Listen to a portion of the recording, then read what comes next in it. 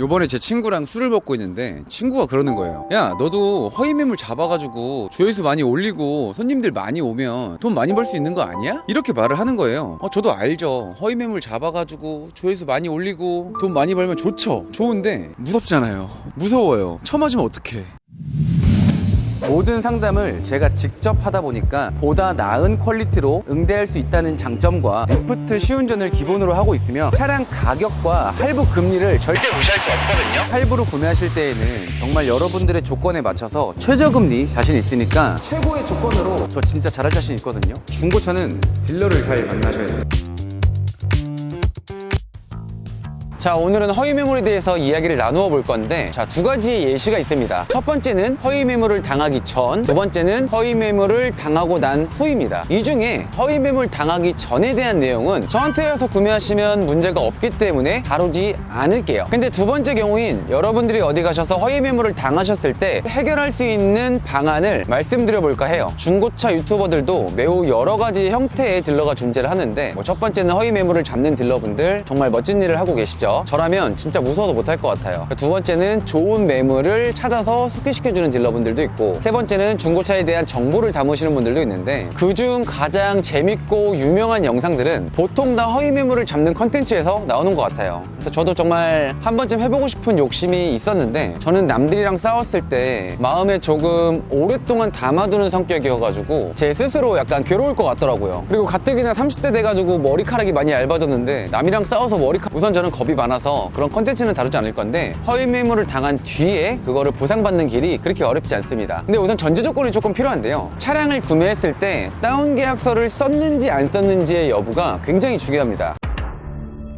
자동차 민원실에 민원을 넣는다든지 아니면 국세청에 신고하겠다고 그 허위 매물 딜러에게 말만 한다면 아마 99.9%의 확률로 100기를 들고 환불을 해주거나 마진을 뱉거나 둘 중에 하나의 결과가 나올 거라 생각하는데, 제가 왜 0.01%를 남겨두고 99.9라고 말씀드리냐면, 이 대한민국이라는 나라는 정말 감옥 갈 생각으로 사기를 친다고 하면 그걸 막을 수 있는 길이 그렇게 없다고 생각해요. 평범한 사람 같은 경우는 어떠한 잘못을 저질렀을 때 내가 불이익을 받거나 감옥에 간다는 그런 생각에 어느 정도의 그 선은 넘지 않거든요. 100명 중에 1명 정도는 감옥 갈 생각을 가지고 크게 한탕 해야지라는 생각도 있는 법이거든요. 그렇기 때문에 허위 매물을 당했고 다운 계약서를 쓰더라도 그 모든 비용을 보상받기에는 100%가 없다고 생각을 해요. 근데 이제 유튜브 콘텐츠들을 보면 중고차뿐만 아니라 뭐 부동산이든 친구에게 어떤 물건을 뭐 다단계를 해서 판매를 했다는 등 정말 많은 일들이 법적으로 해결이 안 될 때에는 유튜버들의 힘, 그리고 약간 사적 제재가 들어갔을 때 해결이 되는 경우가 많아요. 아무리 국세청에 신고를 하고 민원을 넣어도 사기를 친 놈이 만세 부르고 못 주겠다고 배짱 부리면 감옥 갈 수밖에 없는 거거든요. 여러분들이 생각하는 중고차 딜러들이 무서워하는 부분들이 뭐 마진을 뱉거나 뭐 세금 영역이라고 생각을 하신다면, 제가 중고차 딜러를 해보니까 딜러들이 가장 무서워하는 건 상사의 피해를 입히거나 상사가 영업정지를 당하는 그런 부분들이 더 무섭게 다가오기 때문에, 생각보다 허위 매물을 당했다면 그거를 해결하는 방안은 매우 쉽습니다. 반대로 허위 매물을 당했지만 다운 계약서를 안 적는 경우들이 생기거든요. 고마진에 대한 세금을 고스란히 안고 그렇게라도 사기를 치겠다 하는 딜러들이 있습니다. 그런 딜러들 같은 경우는 제가 봐도 사실상 소비자가 해결하기보다는 허위 매물 컨텐츠를 다루는 유명한 업체들 있잖아요. 근데 그분들 정말 대단하신 분들이거든요. 그런 분들한테 내용을 잘 정리해서 도움을 요청하시면 그분들은 어쨌든 컨텐츠가 나오기도 하고 훨씬 더 빠르게 해결할 수 있는 방안이라고 생각을 하고요. 그러니까 저도 중고차 유튜버를 하다 보니까 허위 매물 피해자분들이 연락을 주시곤 해요. 제가 직접적으로 허위 매물 딜러들과 통화는 하지 않지만 내용을 잘 들어본 다음에 어떻게 하면 해결할 수 있을지에 대한 방안을 제시하거든요. 대부분 어렵지 않게 해결이 되기 때문에 여러분들 그렇게 겁먹지 않으셔도 되고, 지금 수원의 중고차 바닥에서 허위 매물 해가지고 밥 먹고 살 수 있을까? 라는 이렇게 질문을 해보면 저는 없다라고 말씀드릴 수 있을 것 같고요. 너무 열심히 하는 딜러분들이 많기 때문에 좀 깨끗한 환경에서 공평하게 영업했으면 좋겠습니다. 정도 영업이라고 하잖아요. 다 같이 잘 먹고 잘 살면 좋은데, 근데 진짜 솔직히 지금 유튜브를 안 하면 중고차로 벌어먹고 사는 게 정말 어렵다고 봅니다. 그래서 저도 열심히 하고 있는 중이고요.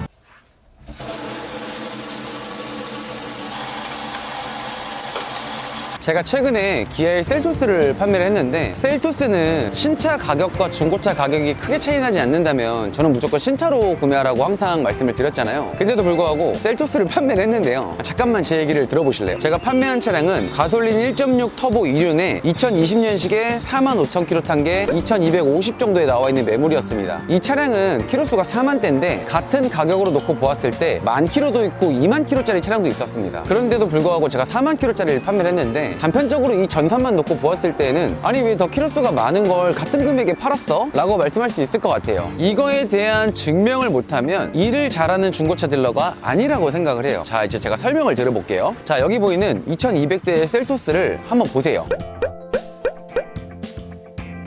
제가 판매한 셀토스의 차량의 신차 출고 가격은 2,900만 원이 넘는 차량이었습니다. 기아의 셀토스는 엔진 미션 보장이 5년에 10만까지 가능한 차량인데 2020년도 6월 달에 출고한 차량이기 때문에 아직까지 AS는 1년 정도 남아있는 상황이고요. 키로수가 좀 더 많더라도 고객님은 제가 권해드린 차량을 구매할 수밖에 없었습니다. 좀 더 정확하게 설명을 하자면, 고객님은 이 차가 외판에서 문제가 있지 않고서는 무조건 이 차를 구매하셨어야 됐고요. 이 차가 만약에 팔렸더라면 다음 차로 구매할 만한 예쁜 매물이 없었다라고 자신 있게 말씀드릴 수 있는데, 차량이 비슷한 조건으로 있어 보이지만 하나하나 정확하게 따져서 이 차가 왜 사야 되는지, 이 차가 왜 더 좋은지를 설명해야 되는 게 딜러의 역할이거든요. 그렇기 때문에 저희가 알선수수료라는 금액을 받는 거고, 고객 입장에서도 내가 왜 차량을 잘 샀는지에 대해서 납득이 돼야 된단 말이에요. 그거를 잘 인도하는 딜러는 단골이 많을 수밖에 없고 장사를 잘할 수밖에 없다 생각을 해요. 전산에 놓여 있는 이 셀토스들이 연식과 키로수가 비슷하다고 해서 같은 차량이 아니고 같은 조건이 아닙니다. 그럼 만약에 셀토스를 구매하시는 분이 신차로 뽑았을 때랑 중고차로 뽑았을 때랑